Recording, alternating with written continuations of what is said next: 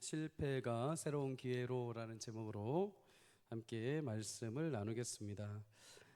안디옥 교회 지난주까지 말씀을 나눴는데요. 안디옥 교회에 논쟁이 발생을 하죠.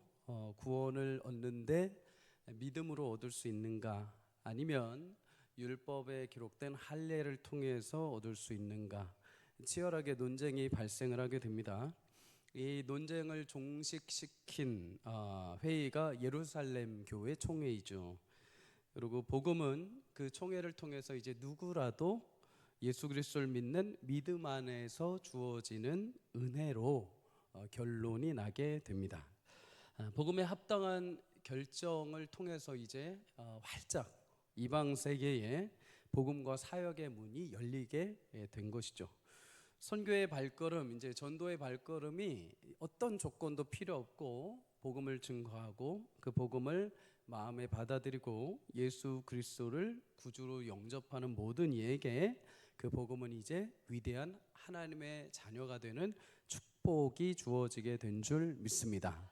그런데 여러분, 이렇게 위대한 결과가 있은 이후에 예상치 못한 아주 사소한 문제가 발생을 했습니다. 오늘 36절에 이렇게 말하죠. 며칠 후에 바울이 바나바더러 말하되 우리가 주의 말씀을 전한 각 성으로 가서 다시 가서 형제들이 어떠한가 방문하자 하고, 바울이 이제 안디옥에 돌아와서 이 모든 결론들을 얘기하고 함께 기뻐했습니다. 이방인 교회와 기뻐하고 나서 바울이 바나바에게 이제 얘기를 하는 거죠. 우리 1차 전도 여행했던 복음을 증거했던 교회와 성도들을 둘러보자, 이렇게 지시를 한 겁니다. 바울의 이런 의견을 보면 바울이 하나님의 복음을 위한 하나님의 동역자라는 사명을 그는 늘 기억하고 있었던 것을 우리는 알게 됩니다. 고린도전서 3장 6절에 보면 바울은 자신을 가리켜서 나는 예수님의 복음을 심었다, 이렇게 말을 해요. 농부가 수확을 얻기 위해서는 밭에 씨를 뿌려야 됩니다. 그런데 씨를 한번 뿌리고 끝나는 게 아니죠. 잡초가 생기지 않았는지, 해충은 없는지, 농작물이 잘 자라는지 스스로 농부가 항상 수시로 수고를 해야 됩니다. 마찬가지입니다. 바울도 복음의 씨앗을 뿌리고 계속해서 이방인 성도와 교회를 계속 점검을 하게 됩니다.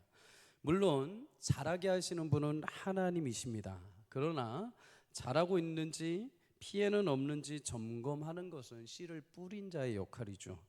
바울이 이렇게 복음에 대한 열정과 사명에 있던 것은 자신을 향한 정체성을 명확하게 알고 있었기 때문입니다. 고린도전서 3장 9절은 이렇게 말합니다. 우리는 하나님의 동역자들이요 너희는 하나님의 밭이요 하나님의 집이니라. 바울은 우리 모두가 하나님의 동역자다라고 말합니다. 동역자, 곧 한 가지 목적을 가지고 함께 일하는 동료라는 뜻입니다. 하나님 나라의 구원을 위해서 부름받은 예수님의 동료들이라는 거죠. 우리에게 이러한 마음과 정체성이 필요합니다. 여러분, 하나님은 우리를 구원받은 자녀이며 동시에 하나님의 선하신 뜻을 이 땅에 성취하기 위해 하나님 나라의 귀한 동역자들로 불러주신 줄 믿습니다. 그래서 우리의 밭, 우리의 가정이 우리의 밭이 되는 줄 믿습니다. 우리 직장이 하나님의 집이 되는 줄 믿습니다. 우리 구역과 우리 소그룹과 우리 전도회와 여러 모임이 내가 뿌려야 될 하나님의 밭이 되는 줄 믿습니다. 그곳에서 하나님의 동역자들로 귀하게 말씀과 기도와 삶으로 여러분 귀하게 뿌리를 씨앗을 던질 때 하나님께서 여러분 열매 맺게 하시는 축복을 맛볼 수 있기를 주의 이름으로 간절히 소망합니다. 낙심과 절망 가운데 있는 자들에게 예수님의 소망의 말씀을 뿌려주시기를 부탁드립니다. 헛된 욕망과 죄책감에 사로잡혀 사는 자들에게 회개와 기도를 뿌리기를 주의 이름으로 축복합니다. 자녀들에게 그리고 주변 사람들에게 예수님의 은혜와 위로와 사랑을 심어줄 수 있기를 바랍니다. 하나님은 그렇게 믿음의 동역을 심고 물을 준 모든 우리의 삶을 통해서 반드시 귀한 열매로 자라가게 하시는 축복을 주실 줄 믿습니다. 그런데 여기서 난해한 일이 하나 발생을 합니다. 바울이 1차 전도 여행했던 교회를 다시 돌아보자라고 이야기했을 때 바나바가 이렇게 얘기를 하죠. 37절과 38절을 우리 함께 읽겠습니다. 시작. 바나바는 마가라는 요한도 데리고 가고자 하나 바울은 밤빌리아에서 자기들을 떠나 함께 일하러 가지 아니한 자를 데리고 가는 것이 옳지 않다 하여. 네. 바나바도 교회를 다시 돌아보는 것은 찬성을 했습니다. 그런데 이때 마가라는 요한을 우리가 데려가자라고 의견을 개진합니다. 마가라 하는 요한은 사실 바나바의 조카입니다. 조카. 1차 전도 여행 때 바울과 함께 바나바와 함께 이 조카였던 마가가 동행을 했습니다. 하지만 밤빌리아에 있는 버가라는 지역에서 갑자기 이유는 알 수 없지만 아마 그 전도의 길에 있어서 먼 길을 또 넘어가야 하는 그 고달픔과 힘든 때문이었을지 모르겠지만 뜬금없이 이 마가가 혼자 전도팀에서 이탈해서 예루살렘으로 돌아가 버리게 됩니다. 중도에 포기하고 전도 여행에 실패해 버린 거죠. 바나바는 그런 요한에게 다시 한번 마가에게 다시 한번 기회를 주어 함께 동행하자라고 바울에게 이야기를 제시합니다. 하지만 바울은 이 마가를 데려가는 것을 완강히 거부합니다. 그리고 39절에 보면 마가를 데려가냐 데려가지 않느냐 이 일로 인해서 이 바나바와 바울이 심하게 다투었다라고 이렇게 성경이 말합니다. 영어 성경으로 보면은 날카로운 의견 차이를 보였다, 첨예한 의견으로 충돌했다라는 의미가 됩니다. 이 일로 인해서 바울과 바나바가 이제 갈라지게 되는 거죠. 바나바는 마가라는 이 요한을 데리고 자신의 고향 구브로부터 시작해서 다시 전도여행을 시작하고, 바울은 갈라져서 실라라는 자를 데리고 갈라디아 지역으로 2차 전도여행을 출발하게 됩니다.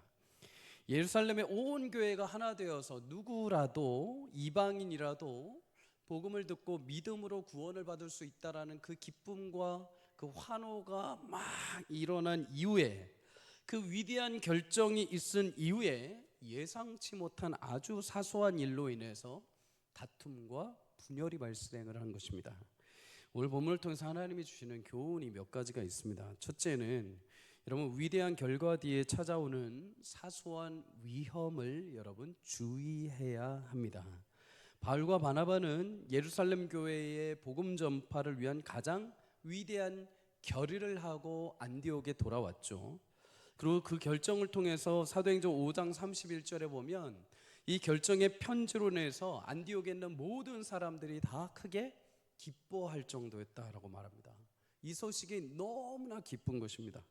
그런데 그 뒤에 사소한 일, 그것도 마가를 데리고 가냐 데리고 가지 않느냐 이 일로 인해서 전도팀이 쪼개져 버린 것입니다. 여러분, 우리는 늘 위대하고 멋진 결과를 얻었을 때 그 뒤에 아주 살포시 찾아오는 사소한 위험을 늘 주의해야 합니다. 여호수아 6장에 보면 위대한 결과를 맞이한 장면이 보입니다. 가나안 땅에 들어가기 위해서 반드시 첫 관문으로 큰 성이었던 여리고 성을 무너뜨리고 들어가야 됐죠. 이스라엘 백성들은 하나님 말씀을 따라서 여리고 성을 7바퀴, 마지막 날 7바퀴를 돌고 함성을 외쳤을 때 여리고 성이 무너지는 놀라운 역사를 체험하게 됩니다. 그런데 이렇게 위대한 결과를 체험한 뒤에 바로 7장에 보면은 아주 예기치 못한 아주 사소한 일 하나 때문에 이스라엘 전체가 위험에 빠지는 일이 발생합니다. 여리고 성과는 비교가 되지 않을 정도로 약소한 아이성과의 전투에서 이스라엘 백성들은 얼마나 이 아이성이 연약했는지 우리가 다 올라가지 말고 한 2,000명, 3,000명만 올라가서 싸우자 할 정도로 연약했던 아이성입니다. 그런데 황당하게도 이길 거라 자신하고 전쟁을 펼쳤는데 오히려 아이성 전투에서 패하고 도망쳐 오게 되죠. 여러분, 이유는 여리고성의 라합 가족을 제외하고 하나님이 모든 것을 다 불사르고 은금동철 기구를 여호와의 집 곳간에 두라고 하신 이 말씀, 이 말씀 하나를 어겼기 때문입니다. 아간이라는 자가 하나님께 바쳐진 이 물건에 손을 대서 몰래 빼돌려서 자기 장막 땅 아래 감춰둔 것입니다. 위대한 전투에 심취해서 하나님 말씀에 아주 사소한 것 하나, 이거 하나 여김으로 인해서 위험이 온 이스라엘에게 임한 것이죠. 중세교회도 여러분 이런 일들이 있었습니다. 위대한 역사와 위대한 복음 전파는 잘 해놓고 아주 작은 사소한 일들 하나 때문에 분쟁하고 싸우는 일들이 있었습니다. 천사가 바늘 끝에 몇 명이 올라설 수 있는가, 이런 것이 신학적인 논쟁거리였습니다. 그러한 것으로 여러분 사소한 논쟁이 막 펼쳐지기도 했죠. 또한 동방교회와 서방교회가 물론 교리적인 신학적인 차이로 인해서 분열과 분리가 일어났지만 그 안에도 보면 사소한 것, 성직자가 결혼을 해야 되냐 말아야 되냐, 수염을 길러야 되냐 말아야 되냐, 이런 사소한 분쟁 때문에 분열되는 원인도 있었습니다. 이 시대도 이러한 일들이 종종 발생을 합니다. 교회라는 이름으로 위대하고 찬란한 하나님 나라의 소망으로 모였는데 아주 작고 사소한 일들로 분열이 일어나게 됩니다. 교회 이름을 이렇게 지어야 되냐 저렇게 지어야 되냐, 성가대가 자리가 있어야 되냐 없어야 되냐, 전자악기를 사용해야 되냐 말아야 되냐, 이 장소를 이 공간을 누가 써야 되냐 말아야 되냐, 종을 쳐야 되냐 말아야 되냐, 강단에 신을 벗고 올라와야 되냐 말아야 되냐, 아주 사소한 일들로 인한 다툼으로 교회 안에 정작 본질은 사라지고 엉뚱한 분쟁들이 일어난다는 것입니다. 여러분, 신천지는 출입 금지시키고 이단들은 박멸시켜야 되고 포괄적 차별금지법은 막아야 한다는데, 이 위대한 명제는 모두가 동의하고 큰 목적과 주제는 하나가 됩니다. 그런데 정작 아주 사소한 일 하나 때문에 감정이 상하고 무너지고 논쟁하고 분열되는 일들이 생긴다는 것입니다. 여러분, 사단은 거대한 세력을 몰고 와서 우리를 해하고 무너뜨리지 않습니다. 교회의 건물을 무너뜨리고 예배를 굳이 방해하고 자물쇠를 치우지 않습니다. 아주 사소한 일들, 아주 작은 일을 통해서 위협하고 분열을 일으키죠. 예수님은 40일의 금식 기도를 마치시고 구원 사역의 위대한 여정을 이제 준비하셨습니다. 완전히 이제 40일 동안 자신을 하나님 앞에 광야로 내몰고 하나님의 철저한 의지와 하나님의 일을 위해서 소망을 품고 기도하시며 준비를 한 상태입니다. 그런데 이때 사단이 찾아와서 유혹을 하죠. 아주 사소한 것입니다. 배고프지? 돌을 너 정도면 떡으로 만들 수 있을 거야. 해봐. 너 하나님의 아들이지? 야, 하나님의 아들이면 온 우주의 창조주이잖아. 그러면 요 위에서 떨어져 내리는 거 별거 아니잖아. 떨어져 내려봐. 천사가 너를 받아줄 거야. 너 나한테 절 한 번만 해봐. 그러면 십자가에 굳이 안 가도 돼. 그냥 나한테 절 한 번 하면 여기 보이는 모든 영광을 다 너한테 줄게. 굳이 죽지 말고 이 땅에서 쉽게 나와 함께 영광을 누리자. 여러분, 사단의 시험은 사실 예수님에게는 아주 사소한 것이었습니다. 예수님 그 사소한 시험에도 무너지지 않고 말씀으로 끝까지 하나님 앞에 순종함으로 승리하신 줄 믿습니다. 사단의 시험을 받았던 사람이 또 있죠. 욥도 있습니다. 욥은 당대 완전한 자입니다. 의인이고 부족할 것이 없던 사람이죠. 아침마다 하나님 앞에 자신의 어제의 죄가 혹시 남아있을지 몰라 예배할 정도로, 하나님이 칭찬을 아끼지 않을 정도로 완전했던 사람입니다. 그런데 그 뒤에 그에게 여러 시험이 찾아오죠. 자신의 종들이 죽기도 하고 도망치기도 합니다. 물질을 빼앗기기도 합니다. 심지어 자식들도 죽습니다. 건강을 잃어버리기도 합니다. 영광스럽게 모든 사랑과 존경을 받으며 이보다 더 완벽할 수 없다라는 삶을 살아가고 있던 순간에 사단이 찾아와서 아주 사소한 것 하나부터 시작해서 그를 무너뜨리기 시작을 한 거죠. 여러분, 그런데 사단이 이렇게 찾아와서 하나씩 하나씩 사소한 일들을 시작으로 우리 인생을 분열시키고 깨뜨리고 무너뜨리는 최종적인 목적이 어디 있을까요? 그냥 단순히 누구랑 사이가 깨어지고 공동체 사이가 깨어지고 가정이 분열되고 직장에서 누군가와의 원인 때문에 다툼 때문에 힘들고 어렵고 그냥 깨지고 안 보면 그만일까요? 아니요. 여러분, 사단이 그렇게 분열시키는 최종적인 목적은, 여러분, 광야에서의 사단의 시험은 결국 최종적 목적은 예수님과 하나님 사이를 갈라놓는 것입니다.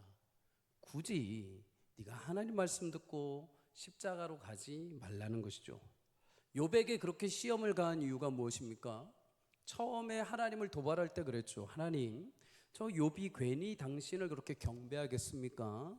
하나님, 당신이 많은 것을 줬으니까 저 인간이 그렇게 따르는 거 아닙니까? 다 뺏어 보십시오. 반드시 저주하고 돌아설 것입니다.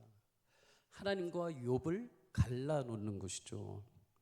여러분, 작고 사소한 일로 인해서 공동체 안에, 가정 안에, 사업장 안에 서로의 사이를 갈라놓는 것뿐만 아니라 결국 최종적인 목적은 하나님과 나를 갈라놓는 것이 사단의 목적인 것입니다. 그래서 사단은 헬라어로 디아블로스라고 단어를 씁니다. 근데 디아라는 것은 사이, 블루스라는 것은 던지다라는 의미가 있죠.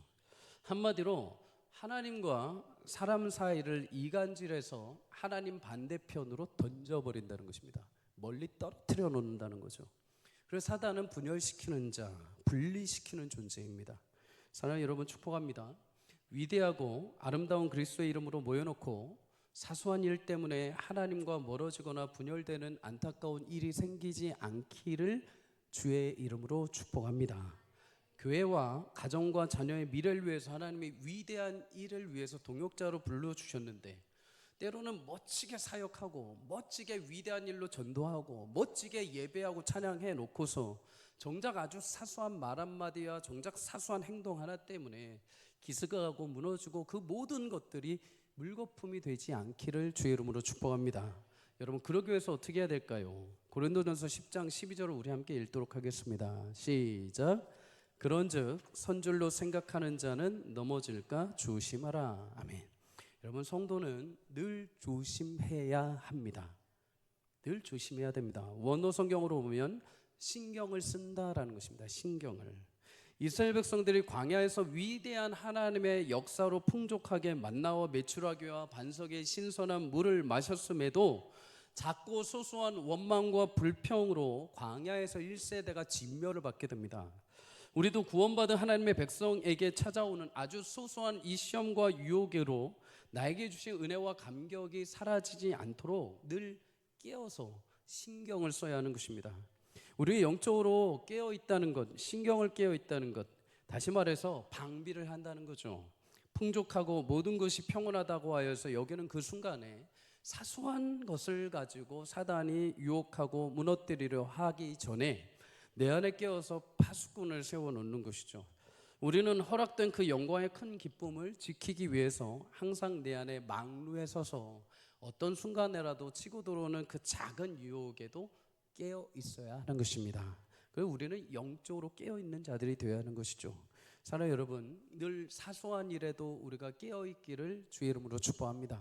내가 이만큼 믿었고 이만큼 신앙생활을 했으니까 이제 이렇게 돼도 돼가 아니라 이것이 하나님 앞에 진정 옳은 것인지를 늘 깨어서 늘 되씹어 보십시오. 내가 지금 하는 말이, 내가 예수를 믿었고 내가 이런 직분을 가지고 내가 이런 사역을 하는데 내가 지금 이 행동을 하는 것이 맞는가라는 것을 하나님 앞에 깨어 있어야 되는 거죠. 그럴 때 서로 안에 여러분 아주 작은 미세한 균열이 방지가 되는 것입니다. 여러분, 결코 교회는 큰 걸로 무너지지 않습니다. 아주 작고 작은 틈에서부터 균열이 발생을 합니다. 저희 집에 지금 2개월째 아래층에 물이 샙니다. 근데 못 잡습니다. 어디서 물이 지금 흘러내리는지 모르겠습니다. 근데 다행히도 아래층에 장로님이 살고 계십니다. 장로님도 지금 말도 못하시고 힘들 겁니다. 위층에 하필 목사라는 존재가 살고 있어서 따지지도 못하겠고. 그런데 신기한 게 뭔지 아십니까? 저희 집에서 아래층으로 물이 흐르는데 가보면 천장이 이렇게 시멘트가 다 발라져 있는데 물이 어디서 새는 줄 아십니까? 그 크랙한 데 셉니다. 아주 미세하가 균열된 대로 물이 다 모여가지고 거기서 새 나오기 시작을 합니다. 점점점 새 나오기 시작을 합니다. 여러분, 아주 작은 겁니다. 아주 작은 것. 이 정도면 되겠지 하는 아주 작은 것에서부터 우리의 마음에 균열이 발생하고 하나님하고 멀어지게 되는 것이죠. 여러분, 아주 작은 것에도 하나님의 말씀을 붙들고 신경을 쓰고 예리하게 깨어있기를 주의 이름으로 축복합니다. 그럴 때 그 균열 타고 우리를 해치려고 하는 유혹과 도전 앞에 우리가 딱 애초부터 막고 견실하게 하나님과의 관계를 유지해 가게 될 줄 믿습니다. 여러분, 그 크랙을 하나님의 온전한 말씀과 기도의 순종으로 채워가시기를 주의 이름으로 축복합니다. 늘 주님으로 채워가시기를 축복합니다. 그럴 때 우리 공동체 안에 그 작은 균열들이 건강한 하나님의 생명의 약으로 발라져서 새살이 돋고 회복되는 은혜가 있기를 주의 이름으로 축복합니다. 여러분, 두 번째 교훈이 있습니다. 둘째는 하나님이 여전히 우리에게 기회의 문을 열어주신다는 것입니다. 여러분, 바울과 바나바가 왜 갈라졌는지 아시죠? 분명히 이 마가라는 자를 데려가냐 말아야 되냐라는 이유 때문입니다. 그런데 따지고 보면은 마가를 품을 수 있는가? 마가를 이해하고 데려갈 수 있는가? 아니다. 마가는 절대 그런 인간이 아니다. 절대로 회복될 인간이 아니다 하고서 받아주지 않는 바울. 바나바 바울의 기질, 성품적인 차이가 그 내면에 담겨 있는 거죠. 바울은 여러분 어떤 기질을 가지고 있을까요? 그는 사역, 지금으로 따지면 일중심적인 사람이라고 볼 수가 있죠. 바울의 목적은 딱 한 가지입니다. 그는 이방의 예수 그리스도의 복음을 증거하는 것 외에는 다른 목적이 없습니다. 그 일을 위해서라면 바울은 자신의 모든 것, 자신의 지위, 로마 시민권, 지식, 율법, 바리새적인 어떤 배경, 심지어 목숨까지도 바칠 사람입니다. 오죽하면 빌립보서 3장 14절에 그는 표대를 향해 곧 그리스도 예수 안에서 하나님이 위에서 부르신 상을 위해 내가 달려간다라고 고백을 하죠. 다른 것 눈에 안 들어온다는 겁니다. 그냥 나 오직 예수님만 바라보고 다른 건 모두 배설물로 여기고 오직 복음 전파에만 목적을 둔다는 겁니다. 그러다 보니 목표를 성취하기 위해 달려가는데 중간에 여러 장애물들 다 쳐버리는 거죠. 혼자 전도 여행을 함께 가는데 혼자 돌아가 버린 마가가 바울의 눈엔 절대 이해가 될 수 없었을 것입니다. 어떻게 이 고귀한 복음을 전하는 자리에서 혼자 힘들다고 먼저 돌아갈 수가 있는가? 절대 그의 마음에는 받아들일 수가 없었을 겁니다. 그래서 바울은 오늘 보면 38절에 보면 마가, 이 마가라는 이름을 바나바는 마가 요한 이렇게 얘기를 하는데 바울은 아예 마가 이름도 부르지 않습니다. 자기를 떠나 함께 일하러 가지 아니한 인간 이렇게 얘기를 합니다. 얼마나 마음이 화가 나고 분노가 났으면 이름도 거론하지 않을 정도입니다. 언제 이 인간이 또 사고치고 도망갈지 모른다는 거죠. 여러분, 일 중심과 복음에 대한 열정으로 가득했던 바울의 성향을 보면 어느 정도 이해가 갑니다. 영혼의 목숨이 걸린 문제인데 자신이 힘들다고 해서 무책임하게 도망갔다? 그러면 당연히 아쉬움이 표현될 수밖에 없죠. 근데 여기서 성경은 우리에게 중요한 장면을 먼저 마주하게 합니다. 여러분, 바울이 사도행전에서 그 전까지 참 위대한 사역들을 막 감당해 왔습니다. 예수를 만난 이후에 여기저기 복음을 증거하고 위대한 사명을 감당했죠. 그러고 나서 그런 완벽한 모습, 멋진 모습으로 사도행전이 계속 이어지면 좋은데 중간에 갑자기 이렇게 말다툼을 하고 깨어지고 쪼개지는 장면이 갑자기 오늘 본문에 등장을 하죠. 여러분, 그의 기질, 그의 성격이 되었던 결국에는 분열되고 떠나는 모습을 성경은 하나도 빼지 않고 다 기록을 해 주셨습니다.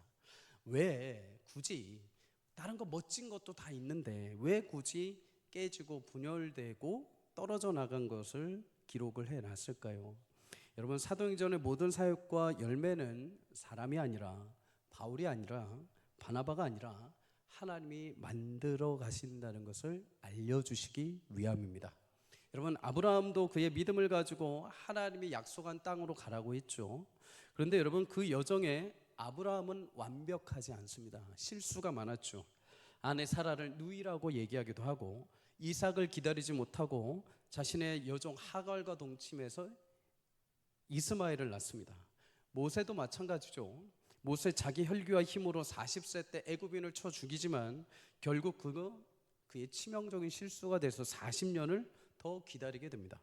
다윗도 하나님이 택하셔서 왕위에 올라서 영광스럽게 왕으로 통치를 하지만 결국 밧세바를 범하는 실수를 범하게 됩니다. 그런 실수와 연약함을 성경은 하나도 빼지 않습니다.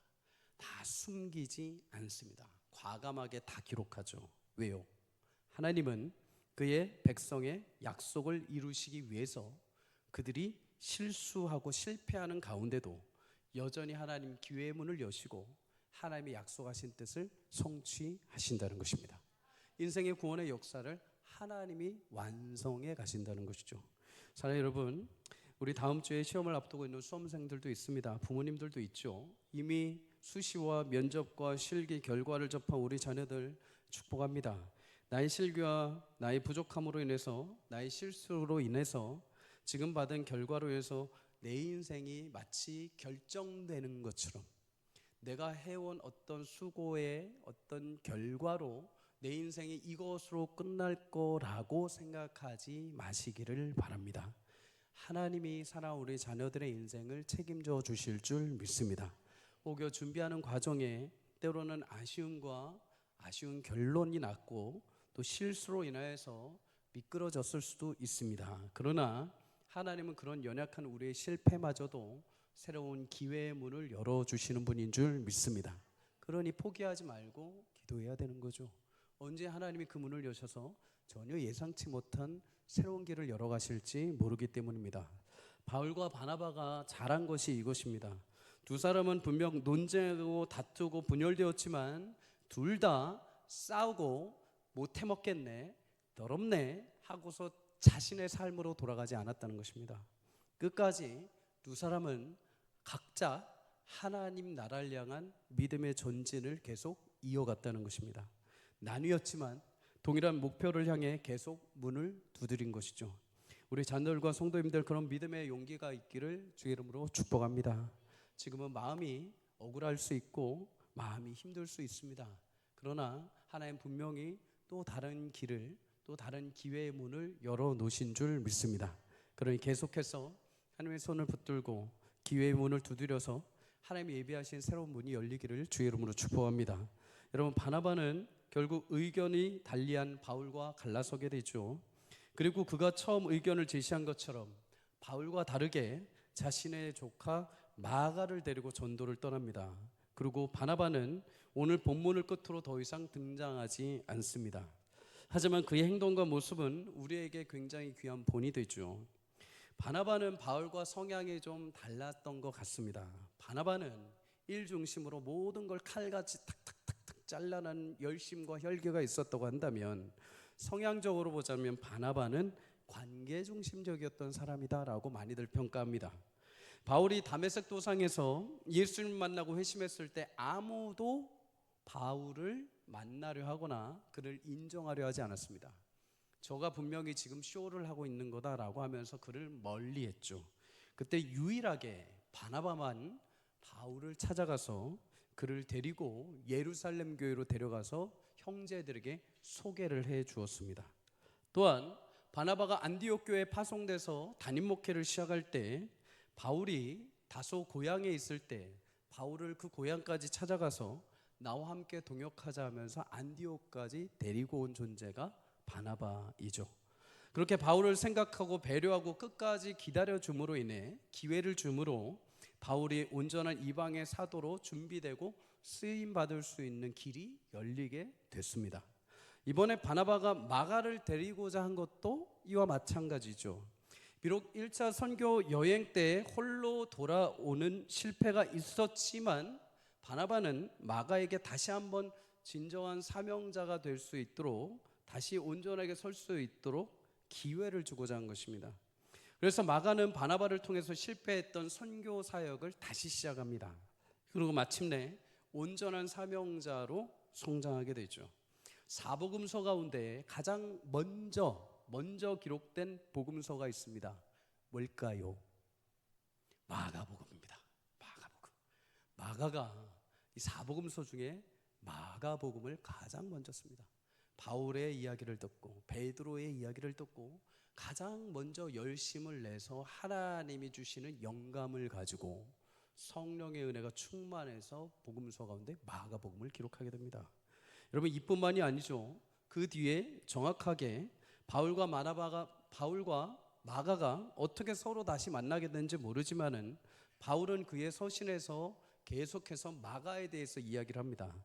골로새 4장 10절에 이렇게 말합니다. 나와 함께 갇힌 아리스다고와 바나바의 생질 마가와 이 마가에 대하여 너희가 명을 받았음에 그가 이르거든 영접하라. 여러분, 골로새 서신을 볼 때 바울은 지금 옥에 갇혀 있죠. 그런데 이 옥에 지금 누가 같이 갇혀 있다고 합니까? 마가가 함께 갇혀 있다고 합니다. 마가가 복음 전파의 어려움과 한계 때문에 1차 전도 여행 때 도망갔던 마가가, 실패했던 마가가 지금 바울이 감옥에 갇혔는데 그 감옥까지 함께 들어갈 정도로 신앙의 성숙함이 일어났다는 거죠. 디모데전서 4장 11절에 한 가지가 더 있습니다. 우리 함께 읽습니다. 시작. 누가만 나와 함께 있느니라. 내가 올 때에 마가를 데리고 오라. 그가 나의 일에 유익하니라. 아멘. 여러분, 바울은 그의 영적 아들 디모데에게 서신을 보내는데 이제 이 서신을 끝으로 바울은 순교를 당하게 됩니다. 근데 순교하기 전에 지금 디모데에게 빨리 와라. 내가 마지막 하나님 나라에 가기 전에 너의 얼굴을 보고 싶고 소식을 듣고 싶다 하는데 이 디모데에게 지금 누구를 데려오라고 하냐면 마가를 데려오라고 합니다. 마가. 왜요?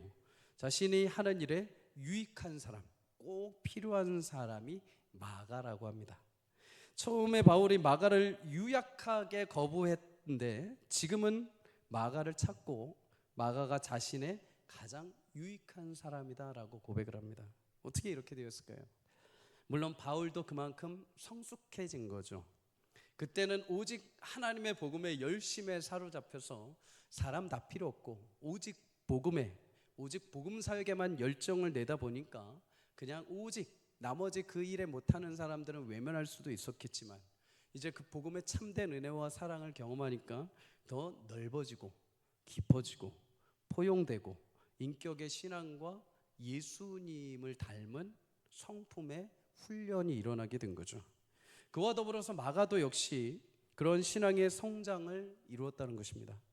이제는 바울이 신뢰할 만할 정도로, 바울이 의지할 정도로 한 명의 복음 온전한 선포자로서 이제 귀하게 성장해 있다는 거죠.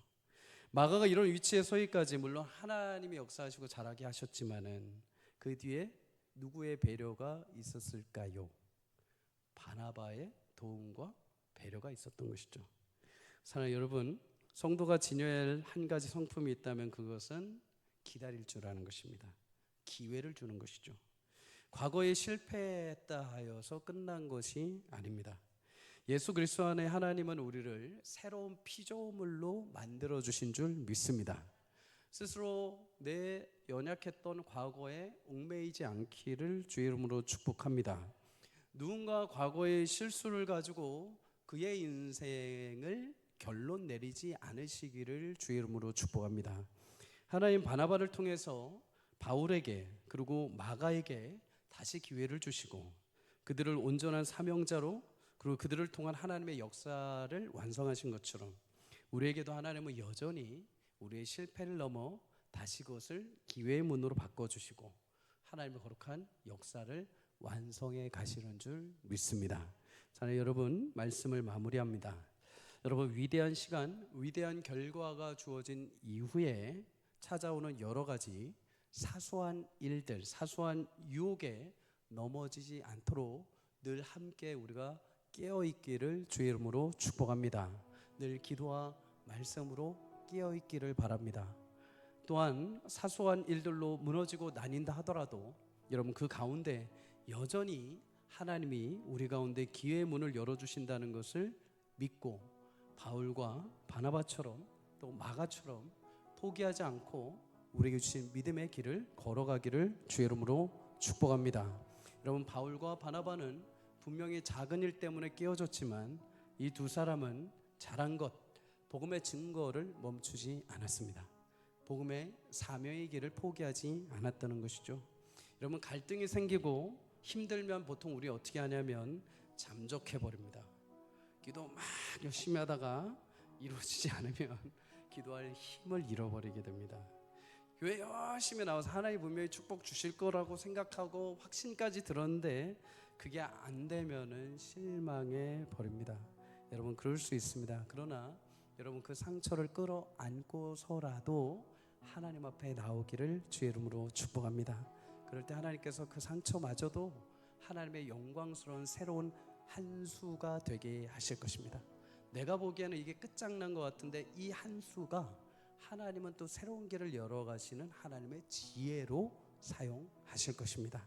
그러니 여러분, 하나님 주시는 그 기회를 스스로 내가 외면해 버리지 마시고 그 기회의 문이 열릴 때까지 하나님 나라의 귀한 소망을 품고 끝까지 함께 우리가 깨어서 주의 길을 달려갈 수 있기를 주의 이름으로 축복합니다.